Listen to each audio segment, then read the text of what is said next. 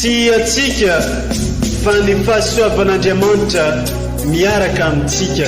Isika fa ny fahasoavan'Andriamanitra miaraka amintsika noho izy roatsika sandrivaky sy asantsika miaraka aminy.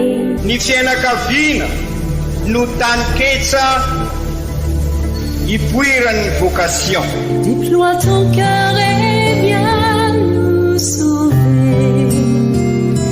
Délivre-nous de nous, délivre-nous de tout. Fa sisika tokoa fa ny fahasoavan'Andriamanitra miaraka amintsika. Sisika fa ny fahasoavan'Andriamanitra miaraka amintsika noho izy roatsika sandrivaky sy asantsika miaraka aminy. Fa olo raika tokoatrany isika ao aminy, fianakaviana iray ao aminy, tsy misy hevitrevitra. Ny olo no mampizara indraindray fa Andriamanitra i Jesoa lay mpiandrony tsara ranolotra ny aina olo raika. Ary ao amin'ny fiangonana ao amin'ny eglizy dia sambatra tsika mahasapan'izay.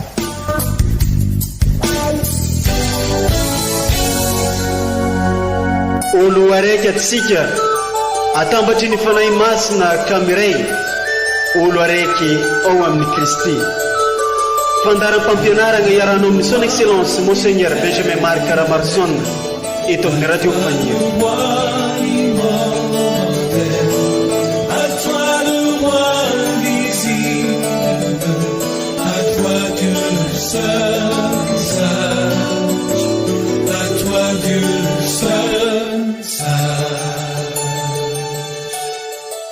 Marina ianao ry Tompo ary mahitsy ny fitsaranao, araka ny hatsaram-ponao atao ny mpanomponao. Salamo 8:1. Magnano mbala tsara finaritra korialantsika mianakavy magnaraka tsy tapaka ity radio Fagniry ity. Arabegny aby atsika tafiditra amin'ny herinandro vaovao, herinandra 7 tsotra mandavantaogno. Agnamezan'ny eglizy atsika loha hevitra hoe izay tia mafoy.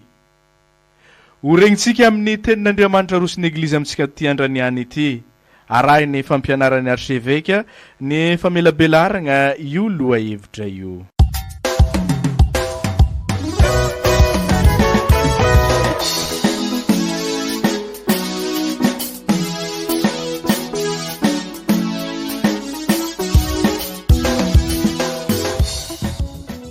Vakteny masina voalohany boky fahendrena. Iza moa n'olombelona afaka alala izay hevitr'Andriamanitra na azovino atakatra izay sitrapony Tompo, miroanahana ny hevitry ny olombelona ary anjoanjo ihany ny eritreritray, satria vesarin'ny vatana mety loa ny fanahy ary vizan'ny fonenany tany ny saina maro hevitra. Zara raha mahavinavina ny eto an-tany izay ary tsy maintsy misasatra vao mahita manoloana ny tenanay. Koa zovino atakatra izay anandanitra, zovino alala izay sitraponao raha tsy nomenao ny fahendrena sy nanirahanao ny fanahy masina avy anambony. Iza no nahitsy lalana an'izay eto an-tany ka nahalalany olombelona izay sitrakao ary namonjena azy ireo tamin'ny fahendrena. Izany ary ny tenin'ny Tompo. Isoragna ne Andriamanitra.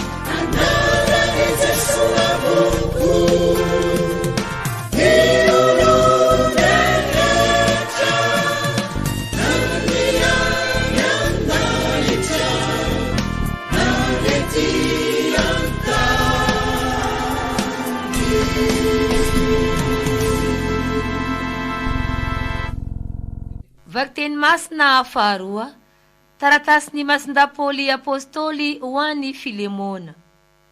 Ry zanako malala, hitanao izao Paoly efa antitra sady mpifatotry Jesoa Kristy koa ankehitriny, dia mifona aminao ho an'ny Onesimo zanako naterako teto ampatorana.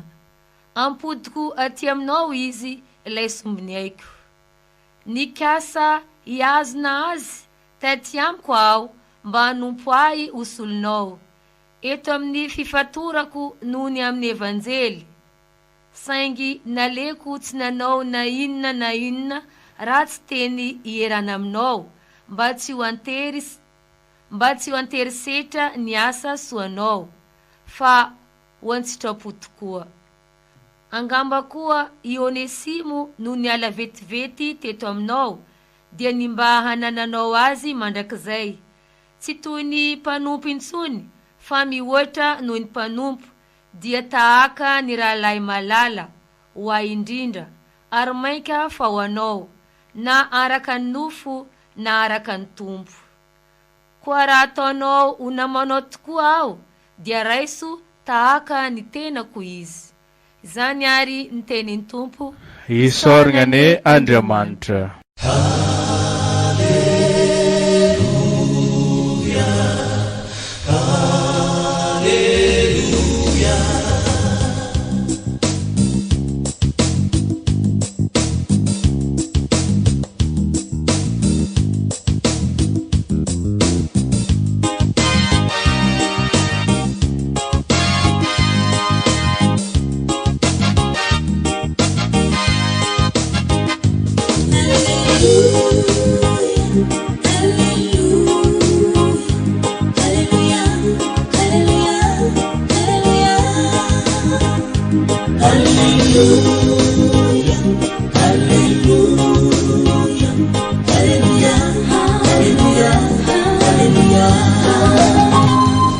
Evanjely masina nosoratan'ny Masindalioka ao amin'ny toko 7:10. Tamin'ny zany andro zany nisy vahoaka be nagnaraka an' Jesoa ary nitodika izy nanao tamin'ireo hoe raha misy magnatogno ahy ka tsy mankahala ny reny sy ny reniny ary ny vadiny sy ny zanany mba amin'ny rahalahiny sy ny anabaviny ary na dia ny ainy aza dia tsy mendriky ho mpianatro ary izay tsy mitondra ny azo fijaliany sy tsy magnaraka ahy dia tsy mety ho mpianatro ka iza tokoa moa aminareo no teanao tilikambo ka tsy mipetraka aloha itety izay ho laniny na anagna ny ampy amin'ny tagna azy izy na tsia so vita ny fototra vao tsy afa manefa azy izy ka ho latsainy zay rehetra mahita hoe mba nanomboko nanao tragno raha lehilahy io nefa tsy navita tsinona sa iza no mpanjaka andeha hiady amin'ny mpanjaka hafa ka tsy hipetraka aloha hihevitra na ho azo natao amin'ny miaramila iray aligny ny hikatroko amin'ny fahavalo 2 aligny avy amely azy na tsia fa raha tsy aomby izy dia ny mbola lavitry le mpanjaka anankiray dia andefa iraka anao raha rahampihavanagna aminy izy toy izany koa na iza aminareo tsy afoy izay rehetra anagnany dia tsy mety ho mpianatro izany ary ny tenin'ny tompo derany eo anao ry Kristy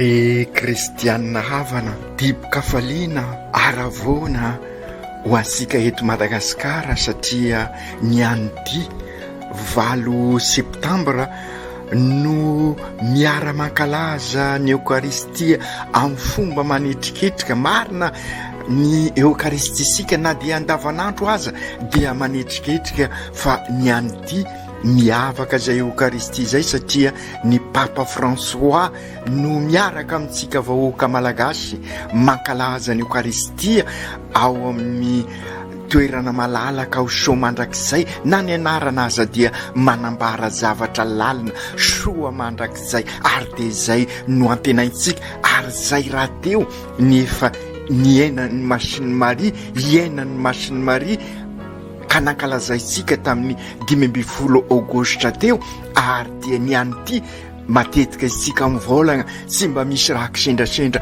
ao amin'Andriamanitra amin'izao 8 septambra zao ny Eglizy eran-tany no mankalaza ny nahaterahany Masiny Maria zany hoe raha tamin'ny 15 isika no nankalaza an'izay nampakarina azy any an-danitra vatana sy fanahy ny an'ity dia fety lehibe satria mankalaza ny fahaterahantsika fahaterahan'ny Masiny Maria ary dia miaraka amin'ny Papa François tsika no mankalaza izany ary fantatratsika ny fitiavan'ny Papa François ny any Masiny Maria isaky ny alohany mandeha manao visite pastorale izy dia mandeha mivavaka ao amin'ny Église Sainte Marie Majeure zany hoe io ny Église voalohany natokana ho an'ny Masiny Maria ao Roma ary dia avy manao visite pastorale izy dia miaraka amin'ny Masiny Maria misaotra an'Andriamanitra noho izay famangina pastoraly tanteraka izay ka miaraka amin'ny Papa arsika amin'izao alahady 17 mandavataona izao zay nifanozo araka ny voalazasika teo amin'ny 8 septambra fankalazana ny fahaterahan'ny Masiny Maria dia miaraka amin'ny Papa sika no misaotra any Masiny Maria lay mpiaro voalohany any Madagasikara noho izao fankaherezana araka ny vavaka ataosika mankahery rehefa mibebaka ianao dia mandehana mankahery ny rahalanao tonga tokoa ary ny Papa mankahery asika ary engany ireo fampianarana maro zay omeny atsika dia sinona zany fampianarana zany fa fampianarana ho an'ny fisika malagasy sy raikiraiky sisy avakavaka amin'ny mpitondra amin'ny ny eveka sy ny voatokana pretra ary ho an'ny tanora, ho an'ny rehetrarehetra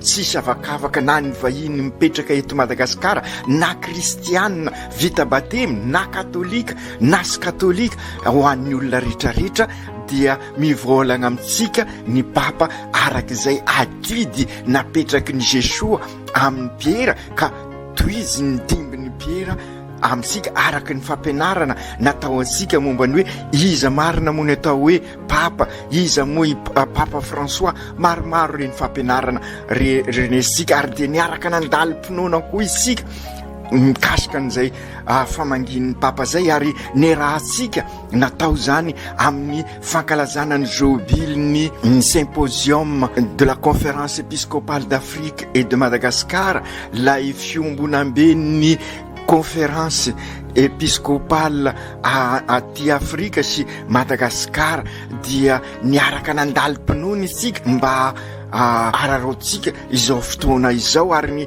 araky nylazaisika teo maromaro ny fotom-pampianarana omen'ny papa sika, ka dia ararotsika koa riny raha vita izao itoizasika, satria mampipitra sika amin'ny volan'ny mission ho an'ny eglizy, fa ho asika eto amin'ny diocèse dia taona ny misiona no ataosika ka mitondra sika amin'ny kongresy eukaristika sy fankalazana ny fahazato taona ny FED, fikambanana eukaristika ny tanora, ary dia Madagasikara manontolo indray no mitodika aty amintsika amin'izay fotoana izay. Ararotsika zany io koa andalinatsika ny finoantsika mba ho misionera sika vita batemy ka iraina, ka zary eglizy olona velona manorina eglizy tranoben'Andriamanitra, dia ny fanitarana ny fanjakan'Andriamanitra, ary zay no mamisionera sika, ka zary taranaka mpanorina tokoa sika, mpanorina tontolo iainana zay manaza ny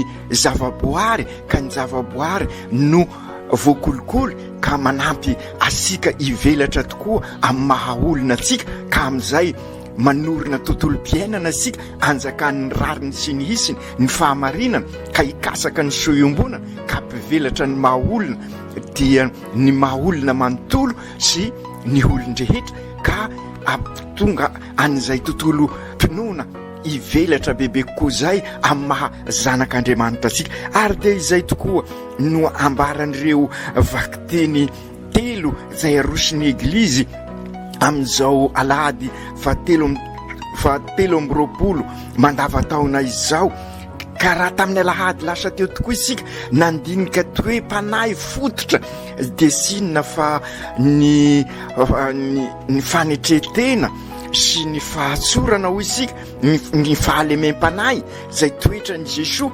amin'izao koa dia toetra ivelomasika n'izay fanetretena zay, ary azo lazaina aza fa kritera signa afatarasika nyzay hoe fanetretena sy zay fahalemem-panahy zay. Ny fotom-pampianarana androany dia ny fahafoizana, matetika isika no mamerimberina an'io raha tea ahafantatra marina ny finoana isika, ny maha-kristianina isika, raha tena eo eve marina isika, dia ny fahafoizana, ka ny fahafoizana mitondra amin'izay fandresana antanana izay.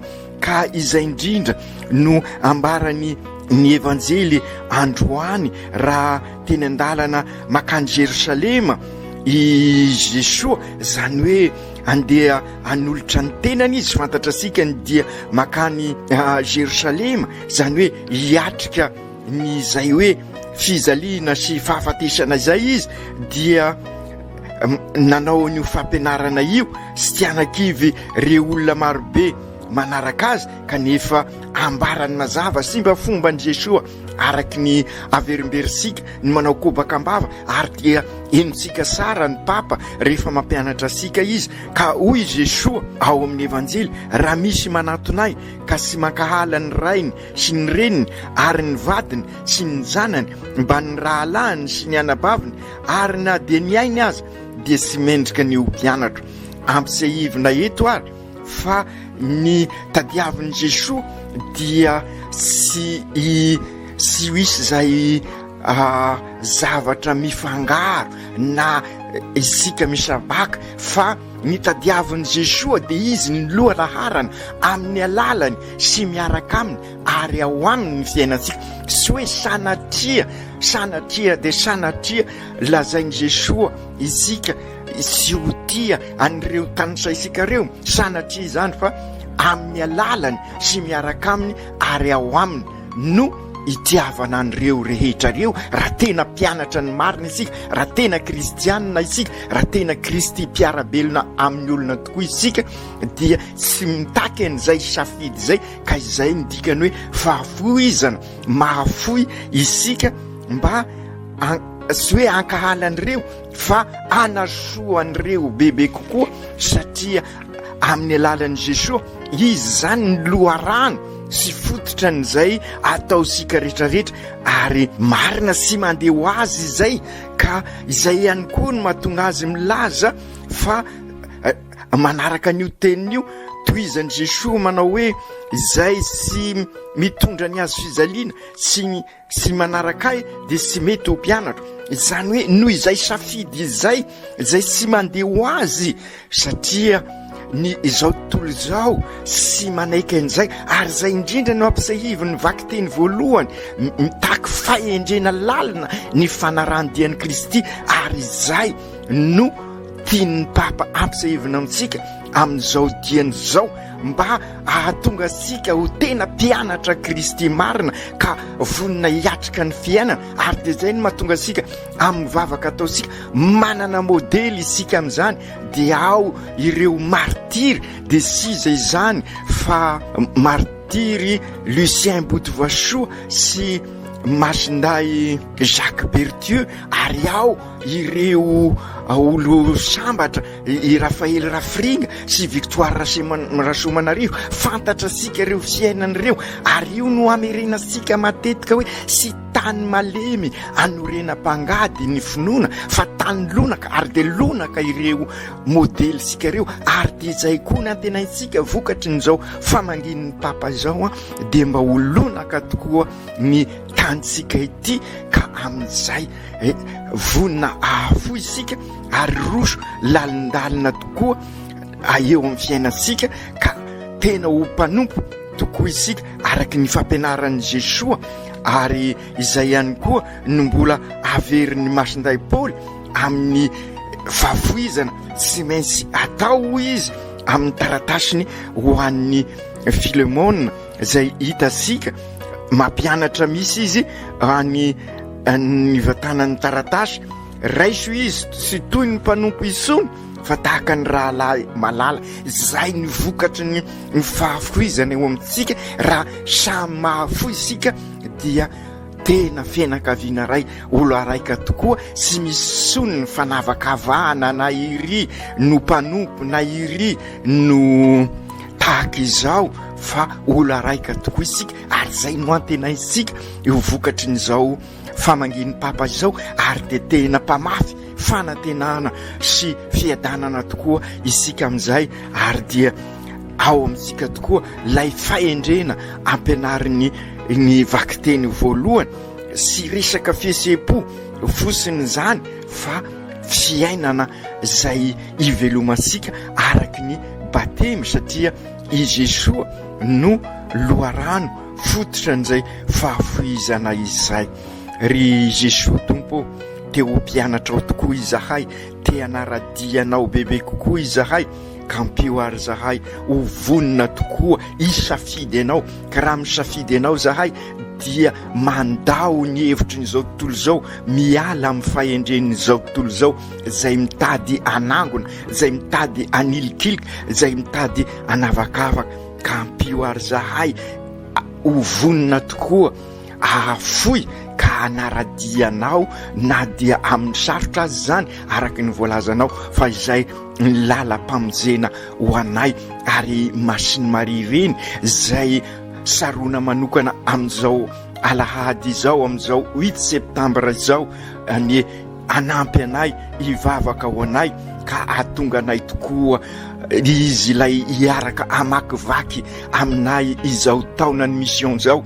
Izy hivavaka ho anay ka hitantana ny tianay tokoa, ka hatonga anay tokoa ho missionnaire, ka ka izahay ho tabernakla tokoa mitondra ny Jesoa eo amin'ny mpiarabelona, mitondra ny famindrapo, ka amin'izay izahay ho mpamafy fiadanana, ho mpamafy fanantenana araky ny fampianaran'ny Papa, ka ho tonga ho eglizy olona velona tokoa eo anivon'izao tontolo izao, ka sady ho fahazavana no fanasina ary anambara amin'ny fiainanay manontolo an'izay fanorenana eglizy tranoben'Andriamanitra izay, ka vonina anitatra ny fanjakanao, ka ho tena ho taranaka mpanorona tokoa ane izahay menakavy. Aoka tanteraka izany amin'ny anaran'ny Ray sy ny Zanaka sy ny Fanahy Masina. Amen.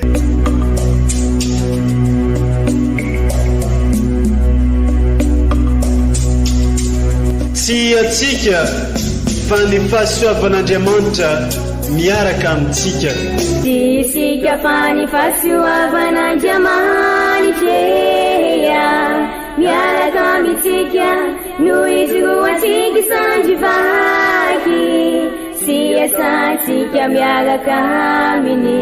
Ny fianakaviana no tany ketsa ipoiran'ny vocation. Déploie ton cœur et viens nous sauver. Délivre-nous de nous, délivre-nous de tout. Fa sisika tokoa fa ny fahasoavan'Andriamanitra miaraka amintsika. Sisika fa ny fahasoavan'Andriamanitra miaraka amintsika, noho izy ho atsika sandrivaky, sy asantsika miaraka aminy. Fa olo raika atokotran'isika ao aminy, fianakaviana iray ao aminy, tsy misy evitrevitra. Ny olo no mampizara indraindray, fa Andriamanitra i Jesoa lay mpiandrony tsara ran'olotra ny aina, olo raika. Ary ao amin'ny fiangonana, ao amin'ny eglizy, dia sambatra atsika mahasapa an'izay.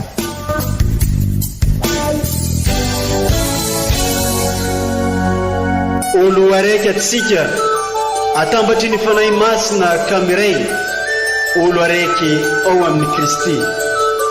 Fandaram-pampianarana iarahanao amin'ny son excellence Monseigneur Benjamin Marc Caramarson eto amin'ny radio Fagniry.